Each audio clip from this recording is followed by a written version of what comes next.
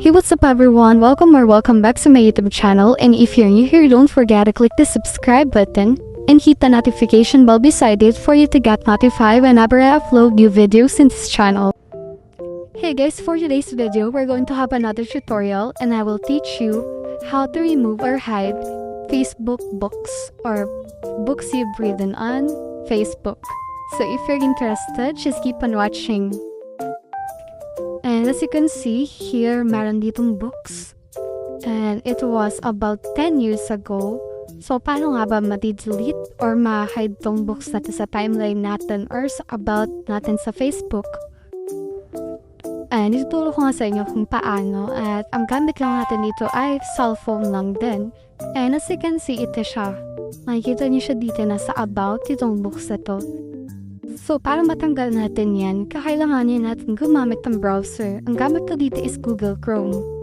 Make sure na naka-desktop site siya. So, ganito siya kapag naka-mobile site and check nyo lang yung desktop site, www.facebook.com.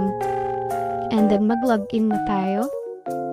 So, hindi na rin siya ma-hide gamit yung Facebook app lang mismo. Kailangan nasa browser siya at ganito yung itsura niya. Naka-desktop siya para siyang nasa computer or laptop.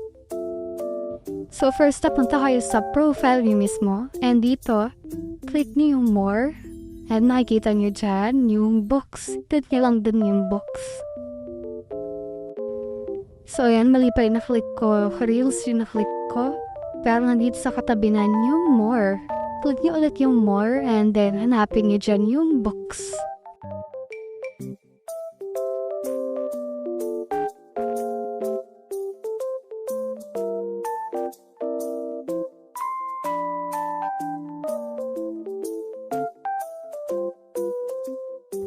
So, wait lang natin mag-loading, no?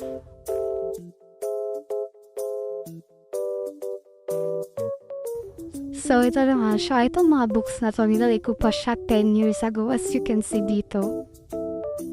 And then, dito sa gilid, meron siyang delete or yung trash bin icon. Click nyo lang yan. And then sa may tatlong fold off naman, dun nyo pwede siyang i-hide. Para sa akin, I prefer na i-delete na lang siya. And ipapakita ko rin sa inyo na matatanggal talaga siya dun sa ating Facebook application. So, since po konti lang naman to, dinrelate ko na lang siya isa-isa. So, yan, ituturo ko naman sa inyo kung paano i-hide. I-click na lang tong tatlong fold-off dito sa may taas ng books. And yan, hide section or edit privacy. And then dito, pwede niyo siya i-click na only me lang. Kung gusto niyo kayo lang yung makakakita or friends niyo. So, para sa mga problema dyan at nagsisisi sa mga nilagay nilang books way back years ago. So, ganyan lang yun, guys. And yan, makikita niya dito wala na yung books. That's it for today's video. Thank you for watching and don't forget to click subscribe.